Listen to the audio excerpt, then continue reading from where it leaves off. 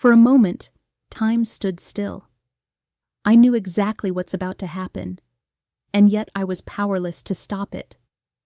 I remember that moment vividly, the chilled stem of the wine glass slipping sideways, the soft gasp from someone at the table, the way the red spread across the pale fabric of my dress like a wound blooming. And then Serena laughed. She pressed one hand to her mouth like she was oh so embarrassed and said, "Oh my God, Ava, I'm so sorry. That was, wow, I don't even know how that happened." Then she looked at the rest of the table and giggled. Serena said, "Classic me, right?" No one knew what to say at first. There was a pause, that horrible frozen silence where everyone checks to see how I'll react, whether I'll cry or scream or make a scene.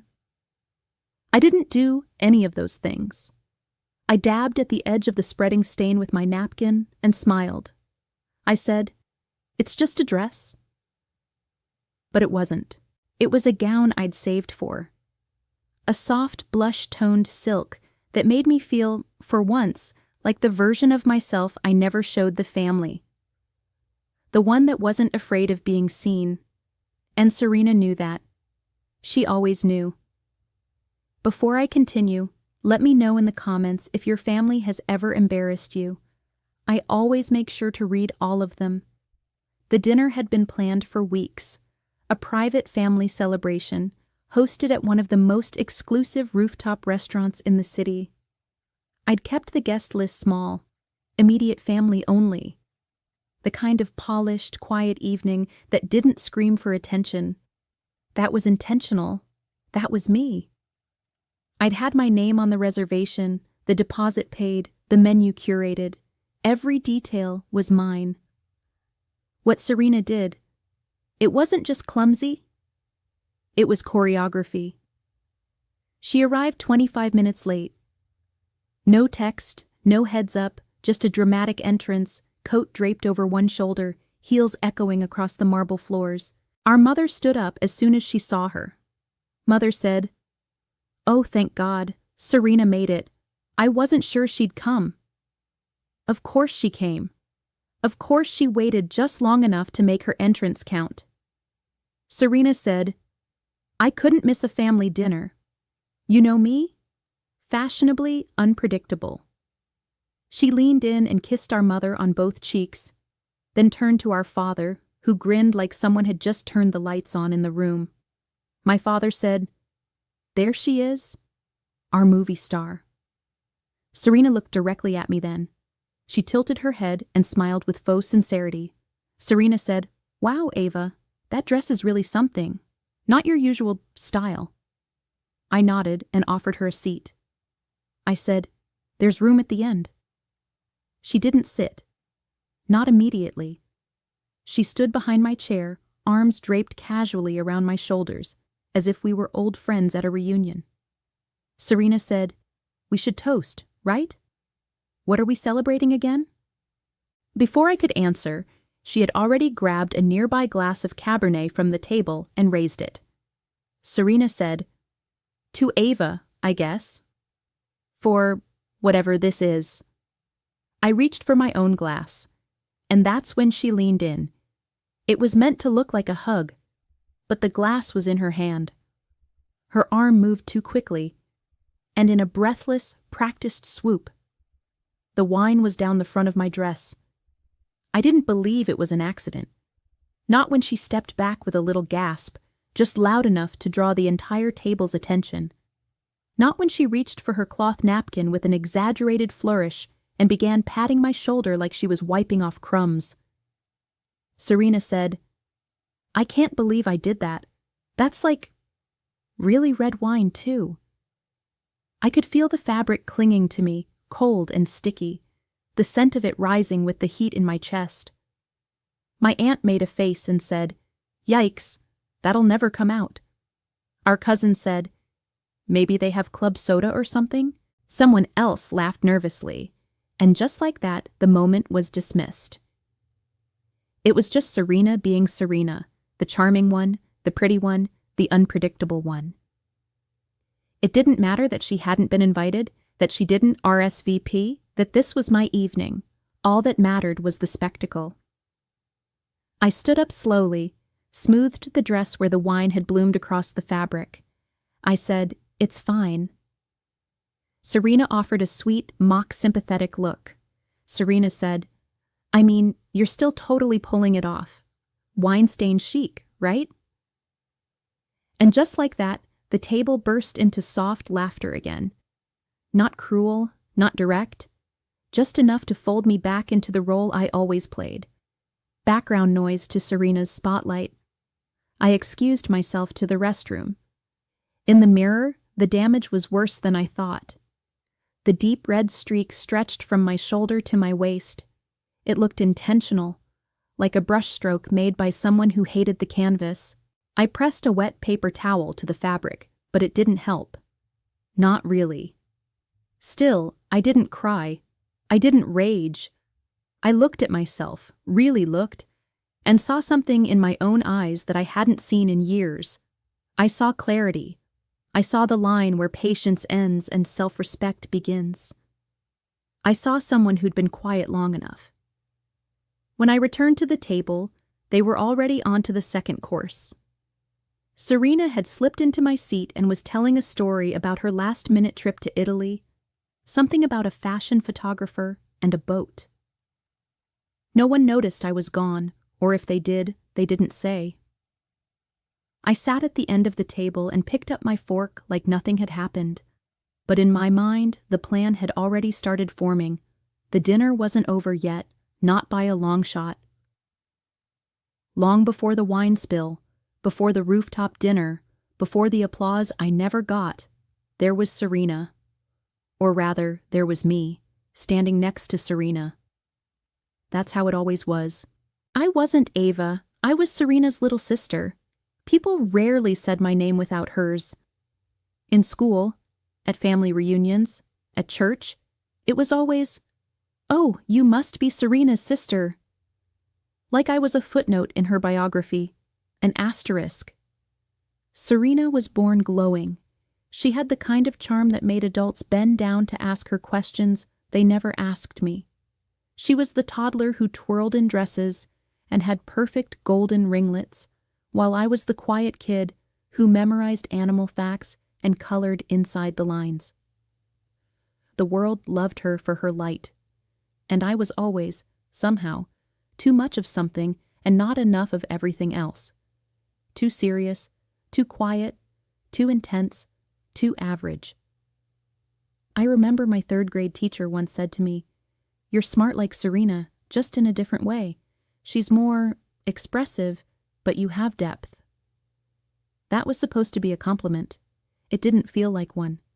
In middle school, Serena had already started modeling, not professionally yet, but close enough. She had these long legs, flawless skin, and the kind of laugh that made every boy in our neighborhood ride their bikes in slow circles past our house. Our aunt would say things like, "She's going to be famous one day." Then turn to me and add, "You'll probably run a company, or work with computers." I wasn't offended. I was used to it. That was the dynamic. Serena dazzled. I delivered. She was the star. I was the spare. Our parents played their part too, not in an overt way, not cruelly, but in the tiny, persistent ways that shape a girl's place in the family. When Serena failed a math test, our mother would say, "She's just not a numbers girl, but she's so creative, isn't she?" When I won a science competition, our father would say, "That's great, sweetheart, but maybe don't brag in front of your sister, okay? She gets discouraged." Discouraged. That was the word they used every time I did something that made Serena uncomfortable. The implication was always the same. Shrink, Ava. Don't take up too much space. Once, at a cousin's birthday party, I overheard my uncle say, "Ava's gonna end up the smart one. But Serena, she's got that something special." I was 13. I already knew what something special meant. It meant pretty. It meant likable. It meant magnetic in ways that didn't need explanation. That year, Serena got her first boyfriend. I got glasses. She got flowers from boys on Valentine's Day. I got asked if I could help with algebra homework. Even when I tried to step forward, somehow she'd be there first. I joined theater in high school, my one act of rebellion, a place I thought she wouldn't follow. She joined 2 weeks later, got the lead. I was cast as a background character with 3 lines. When I made honor roll, no one noticed. When Serena posted a new headshot on Facebook, it got 200 likes and a comment from our mom that said, "My beautiful girl." One night, after a family dinner that felt exactly like everyone before it, I tried to talk to my parents about how I felt. I said, "Sometimes it feels like everything I do is invisible next to her." My mother looked up from her phone, barely blinking. She said, "Don't take it personally.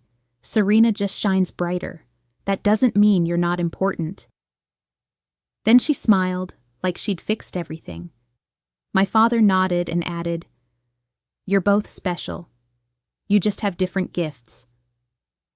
But when Serena walked in the room 5 minutes later, my mother stood up and said, "You should have seen how she carried herself tonight. Like a real woman." That was the moment I stopped explaining myself. Not because I stopped hurting, but because I learned the rules.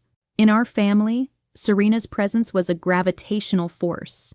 You either orbited around it or risked being cast as the one who resented the sun. So I chose the shadows.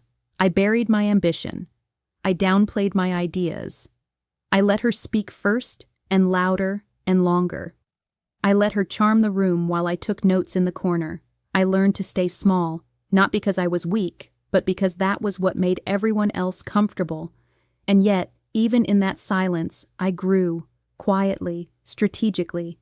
Serena never noticed. Why would she? She assumed I had no interest in being seen. But I was watching, I was learning. Every time they overlooked me, I sharpened my edge. Every time they handed her the spotlight, I studied how it worked. And every time I was told to be proud of her, I became more determined to one day be proud of myself. Not loudly, not for show, but in a way no one could take away from me. The night was supposed to be simple, elegant, quiet. It wasn't a party. It wasn't meant to be a big announcement. Just dinner with family. A private celebration of something that had taken me years to build. I'd finalized the biggest deal of my career earlier that month. After months of negotiations, long hours, setbacks, and second-guessing, I had secured an international partnership for my firm, one that would change the entire direction of our future. My name was on the contract. My strategy had led the pitch. And though the public wouldn't hear about it for another few weeks, I wanted my family to be the first to know. I didn't plan to give a speech. I didn't need a spotlight. Just one evening of acknowledgement. One meal where I wasn't someone's little sister or the responsible daughter or the family's reliable afterthought. Just Ava, fully seen. And for a moment, it almost happened. By the second course, the room had settled into warm conversation.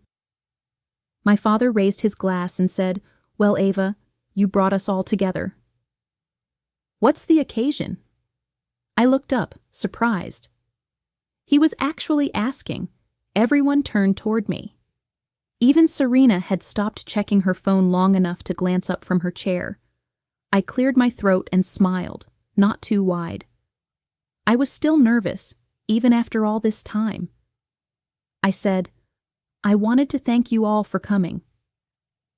I know we don't get to do this often, and I thought it was the right time to share something important." My mother leaned forward with interest. My aunt reached for her wine glass. The room was quiet in that rare, open way, ready to hear me.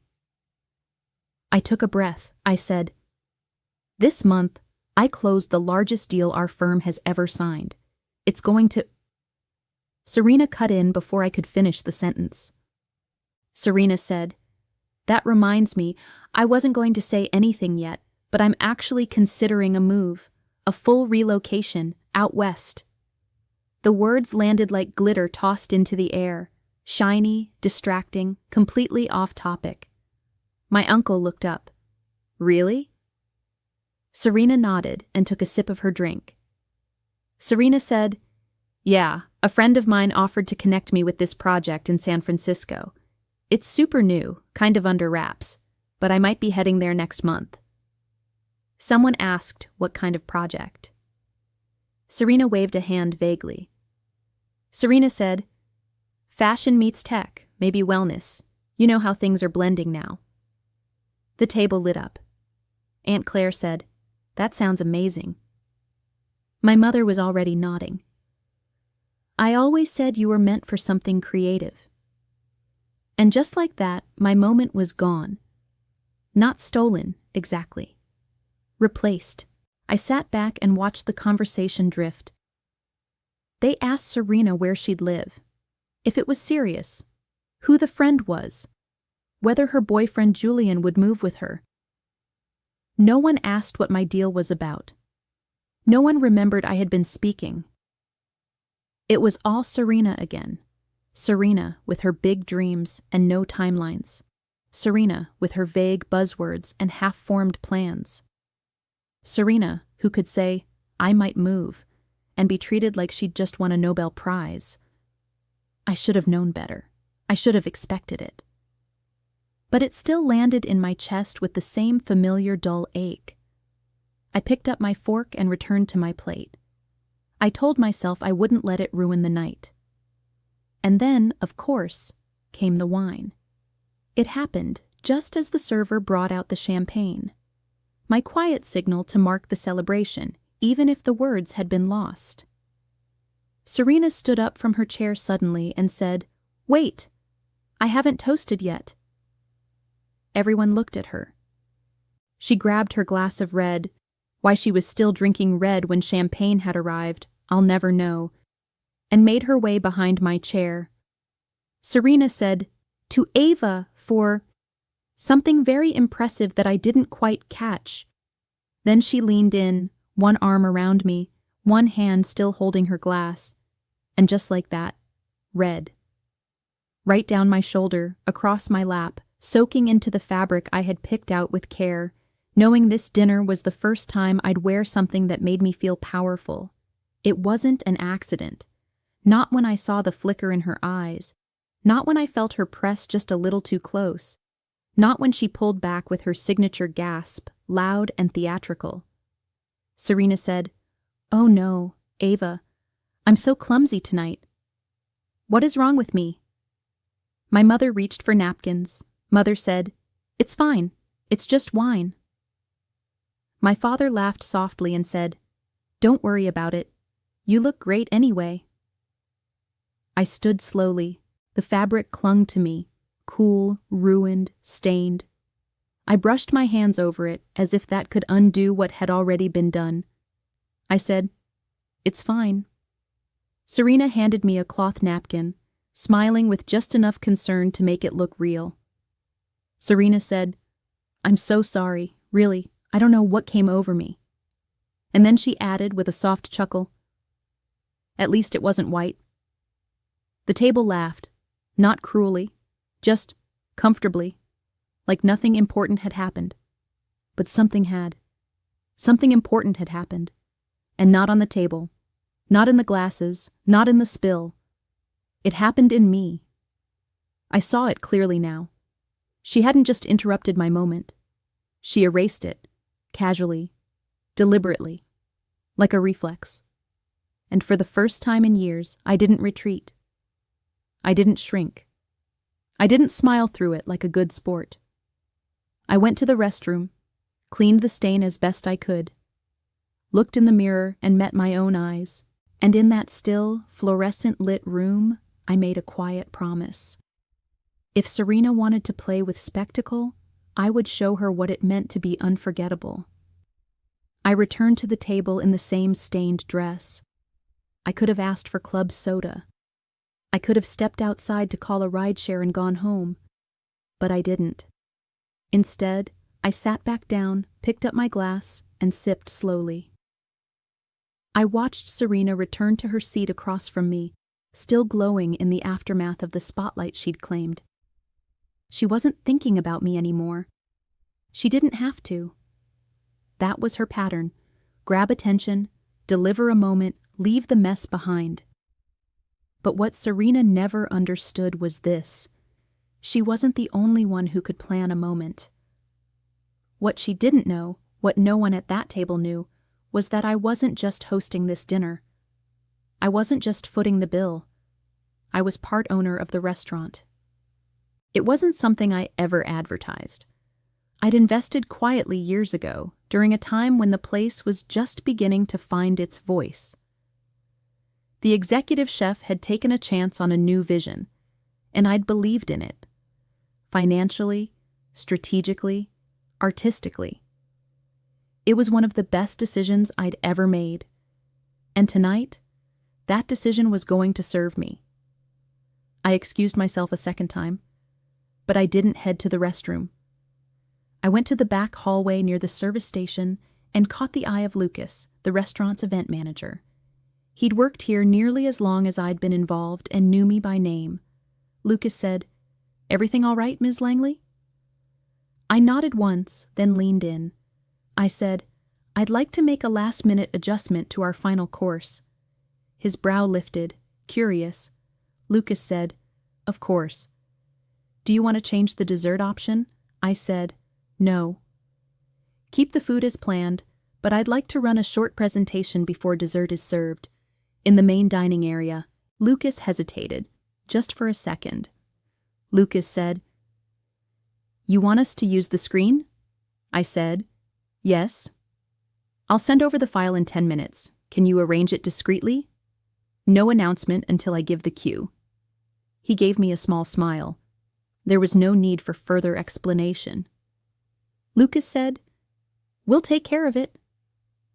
I handed him a small USB drive I'd been keeping in my purse for another event later that month.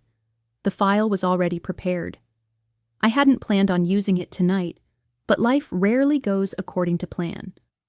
Back at the table, Serena was halfway through a story about almost booking a styling job for someone who looked like a guy from TV. It wasn't clear who or what she was referring to, but the family was nodding along, laughing at her punchlines. Even when she didn't make sense, they treated her like a headliner. I slid back into my seat.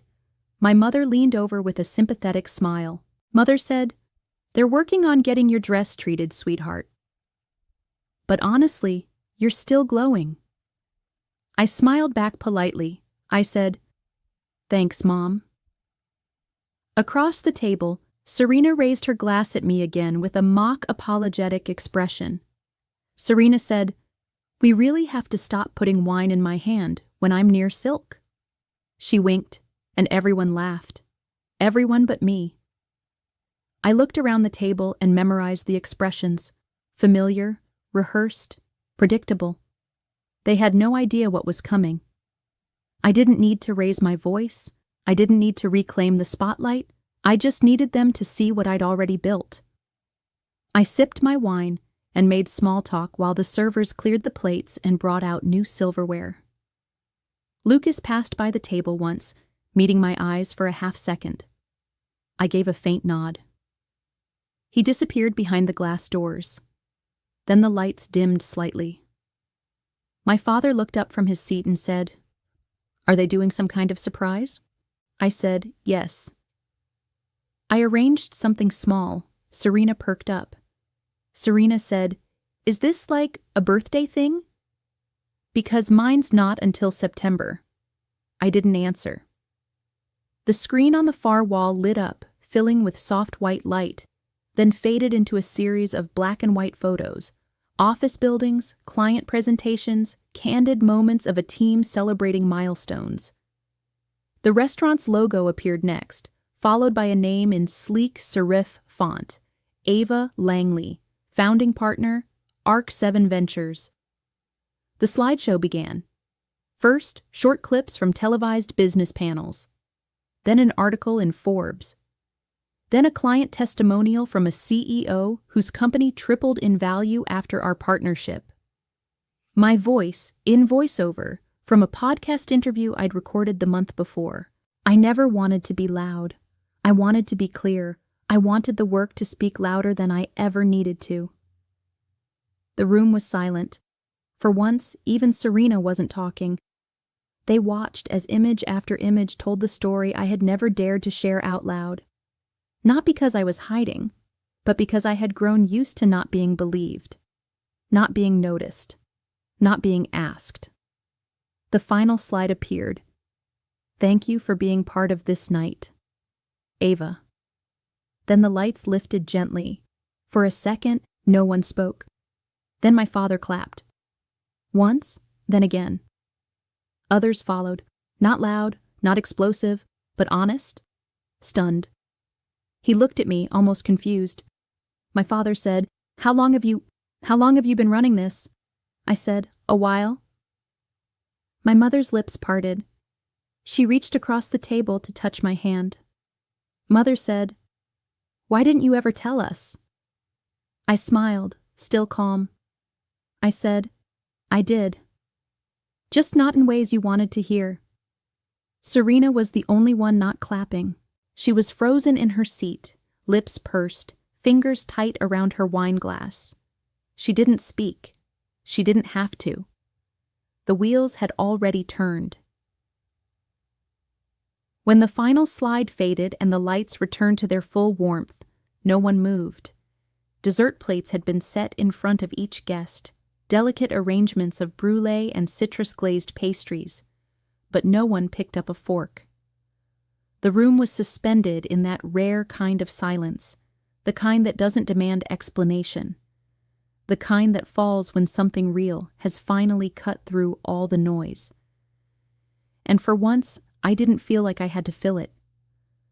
I stood slowly, my palms flat on the edge of the table. My dress was still stained from the wine Serena had spilled on me, but I didn't care anymore. In fact, it almost felt symbolic, proof that you could still stand tall even when someone tried to mark you with shame. I took a breath, let it settle in my lungs, and then spoke clearly. I said, Thank you all for being here tonight. I know I didn't explain much about why I gathered everyone, and maybe that made it easy to dismiss the evening as just another dinner. I glanced across the table. Some faces looked confused, others intrigued, a few guilty. I continued. I've always kept things close to the chest, not because I had something to hide, but because I learned early that quiet made people more comfortable than ambition. I paused and let that land. My mother straightened her back. My father looked at his hands.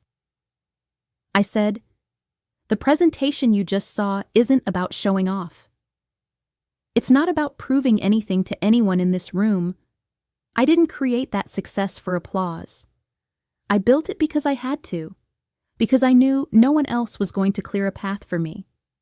I turned slightly, making sure each person could see me, hear me. I said, When I started my company, no one in this family knew. I didn't share it at dinners. I didn't ask for support. I wasn't the one you clapped for at graduation. I wasn't the one you posted about on Facebook. I wasn't the one you called the star. I let that truth sit in the space between us, heavy but unbitter. I said, And that's okay. I don't need to be the star. I never did. Across the table, Serena shifted in her seat. She wasn't smiling now. I looked at her for a brief second, but I didn't pause. I said, what I needed, what I craved, was respect. Not admiration, not envy, just acknowledgement that I existed outside of someone else's shadow, that I mattered even when I wasn't performing for you. A few people glanced awkwardly at their plates.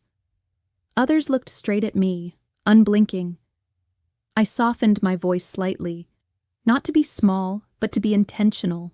I said, Tonight was never about embarrassing anyone. It wasn't revenge. It wasn't theater. It was a moment to reclaim something I've let go of for far too long, my voice. The waiter quietly refilled water glasses at the far end of the table. No one paid him any attention. I said, for years I stayed silent so others could feel big. I let my own milestones collect dust because I didn't want to be accused of trying too hard. I swallowed my pride so many times, I forgot what it felt like to speak from it. Then I smiled, for real this time. I said, but I know who I am now, and I'm proud of what I've built. I'm proud of how I built it, and I don't need your permission to keep growing. I took my seat again.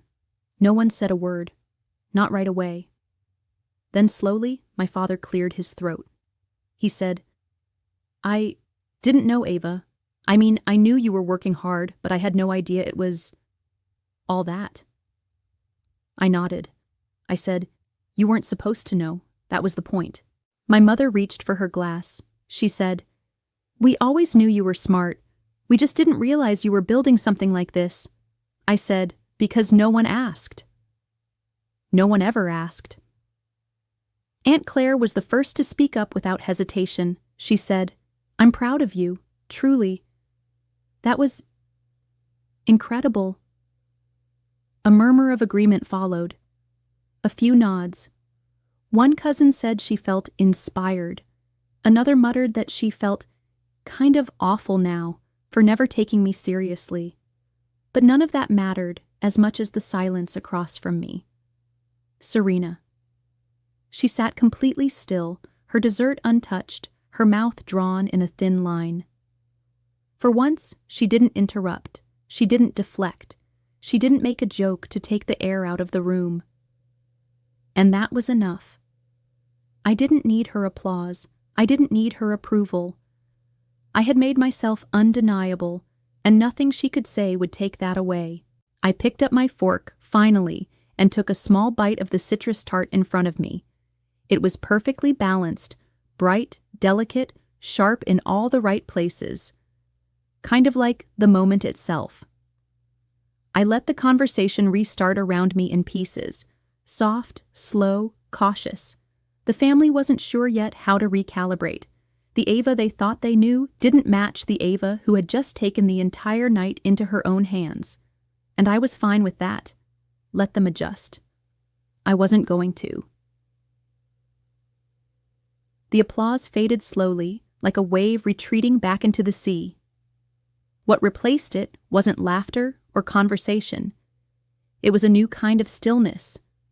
The kind that comes when people begin to see something, or someone, differently for the first time. I stayed seated, quiet, letting them sit in that silence for a little longer. Then I picked up my water glass and tapped it gently with my spoon. Just once. The sound carried. All eyes turned back to me. I said, there's one more thing. There's one more. Serena immediately raised her eyebrows, voice light and syrupy. Serena said, uh-oh. What now? Another slideshow? A few people gave her a look, but no one laughed. She had that tone again, the one she always used when she felt the attention slipping. A cloying mix of sarcasm and sweetness, the kind that disguised a threat as a joke. I smiled at her, calm, composed, and then turned to the rest of the table. I said, I recently finalized another deal. Not business-related this time. More personal. People leaned in slightly, curious. I continued. It's been a busy year. So to thank you all for being here tonight, and honestly, for being part of my life, whether or not you always saw what I was building, I've arranged something special. My aunt blinked. Special? I nodded. I said, next month, I'm flying everyone in this room to the Alps. 7 days. Skiing, spa access, luxury cabins, everything covered. No one has to plan a thing. I already booked the flights, the gear, the chalets, everything. My cousin gasped. My father actually dropped his spoon. My mother covered her mouth with both hands like I had just told her she won the lottery. But before the murmurs could fully rise, I added without changing my tone. I said, everyone's invited. Serena, I assumed you'd be busy. So I didn't reserve a spot for you." The silence that followed was immediate, dense, palpable. Serena froze. She blinked like she hadn't heard me correctly, then let out a fake laugh. The kind she used when someone insulted her in public and she didn't want to look offended. Serena said, "Wait, seriously? Are we doing a mean girls thing now? I spill a glass of wine and suddenly I'm exiled?" I didn't answer her directly. I looked at the rest of the table. I said, "This trip is for the people who show up, who listen, and who don't treat someone else's moment like it's their audition." My mother opened her mouth to say something, then paused. Serena stood up, laughing again. But it was thinner now, strained. Serena said, "Okay, wow. You really are dramatic underneath all that quiet. What happened to you? Did success scramble your personality?" I stood as well, slowly. I said, "I'm the same person I've always been. I've just stopped letting you perform on my stage." Serena scoffed. Serena said, "You're acting like I tried to ruin your life or something. It was a glass of wine. It was a joke." I stepped closer, not threatening, but grounded. I said, "It wasn't just the wine. It was every dinner, every holiday, every moment you stepped over me like I was a rug beneath your feet. You interrupt, you diminish, and then you act surprised when someone finally says, 'Enough.'" She narrowed her eyes. Serena said, "You're jealous. You've always been jealous." I tilted my head slightly. I said, "I think I was. A long time ago, but not of your looks, not of your charm." I paused. Then I added, more softly, "I pitied you." Serena's mouth fell open. I said, "Because I know things you pretend no one else sees, like the fact that Julian, your long-distance boyfriend, hasn't been as loyal as you like to pretend." The room froze again. Serena's tone changed immediately. Serena said, "What the hell are you talking about?" I stayed steady. I said, "He messaged someone I know. Recently. I saw the screenshots. The same lines he probably sends to all the girls when you're not around. I thought you should know that I know." Serena turned red, not the soft flush of embarrassment, but the deep, pulsing red of exposure. She said, "That's a lie. You're lying." I said, "No, I'm not. And the reason I didn't bring it up before is because I was giving you dignity. I figured it wasn't my business. But tonight, after everything, I decided I'm done protecting your illusions." Serena looked around the table, but no one spoke. Even my mother didn't come to her defense. For once, she wasn't the center of the story. She was the interruption, the one who had crossed too many lines too many times. She grabbed her purse from the back of her chair. Serena said, "Enjoy your little ski trip. Hope you enjoy the view from your high horse." I said, "I intend to." She stormed out, the door closing behind her with a sharp click. No one followed. The silence didn't feel awkward. It felt clean. My father let out a long breath. My aunt said, "Well, that was overdue." And then slowly, the room softened. A cousin laughed awkwardly. Someone asked me what month the trip was happening. Another asked if the cabins had hot tubs. I sat back down, finally letting my spine relax against the chair. I picked up my fork again and said nothing more. I didn't need to. I'd said everything that mattered. The thing no one tells you about taking your power back is how quiet it is. It doesn't come with trumpets or parades. There's no dramatic soundtrack when you finally stop shrinking yourself. It's not cinematic. It's calm. It's a breath you didn't know you'd been holding for years. Finally released. The night Serena walked out of that restaurant, I didn't feel victorious. I didn't feel cruel. I felt finished. like I had finally put down a weight I wasn't supposed to carry in the first place. The family didn't talk much after she left. No one tried to excuse her behavior. No one called her just misunderstood. That was a first. The same people who had once enabled her tantrums, dismissed her cruelty, and begged me to just be the bigger person had finally seen her for what she was. Or maybe they'd always seen her. They just didn't have to care until I made them. In the weeks that followed, texts rolled in, some from cousins saying they admired me, some from aunts awkwardly trying to apologize for years of overlooking me. One from my mother simply read, "I didn't know it had gone that deep." I see it now. I didn't respond. I wasn't angry. I just didn't need the closure anymore. Something had shifted. For good. I moved through the next few weeks with a strange kind of peace. Not joy, exactly, but clarity. I'd always told myself that I had to earn my place, that to be seen, I had to be perfect, impressive, quiet but powerful. But now, I didn't need to be any of those things. I just had to be myself. That was enough. The ski trip came and went. Everyone showed up. Everyone except Serena. They didn't ask about her much. When they did, it was with a shrug, like discussing an old friend who had moved to another town. I didn't gloat. I didn't gossip. I simply gave them a week they'd never forget. Snow, warmth, laughter, every detail cared for, every person treated like they mattered. And for once, no one looked surprised that I could pull something off. They expected it. They finally expected it. But what I'll remember most isn't the mountain views or the family photos. It's the email I received the night before we flew home. It was from a woman I'd never met. She wrote, "I saw the clip from your dinner speech. Someone posted it. I don't even know how I found it. But I just wanted to say thank you.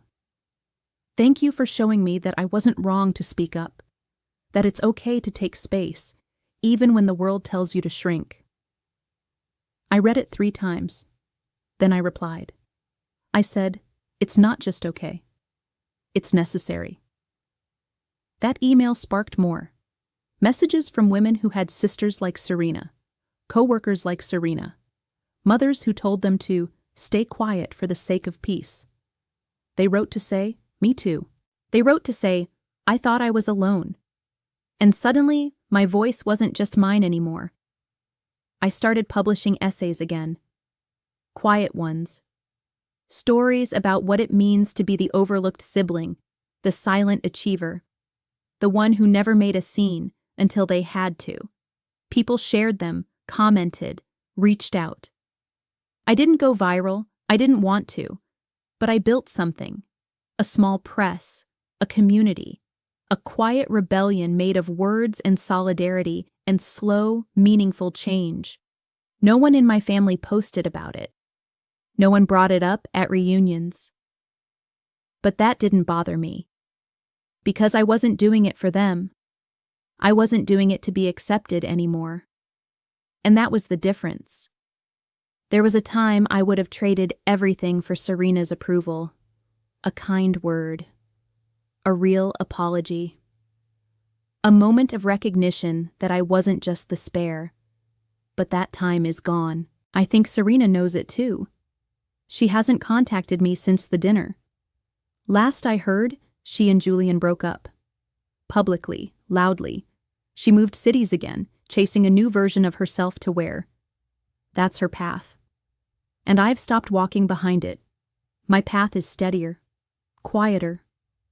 It doesn't shine the way hers did. But it holds. It lasts. The spotlight she always chased was hot, fickle, and blinding. She can keep it. I've built something better. A platform that isn't about performance, but presence. A life that isn't about being the favorite, but being free. And if I'm never invited back into the center of the family narrative, that's okay. I don't need to be. Because the life I'm living now doesn't need their applause. It doesn't need Serena's validation. It only needs this, that every time I walk into a room, I walk in as myself. Whole, unapologetic, unmoved by the past. That every time someone tells me I'm too much or not enough, I smile and know they're wrong on both counts. And that when I sit down at a table, any table, I bring my full voice with me. Not to ask for permission, but to take my seat, because I belong here, I always did. Even when they couldn't see it. Even when I couldn't.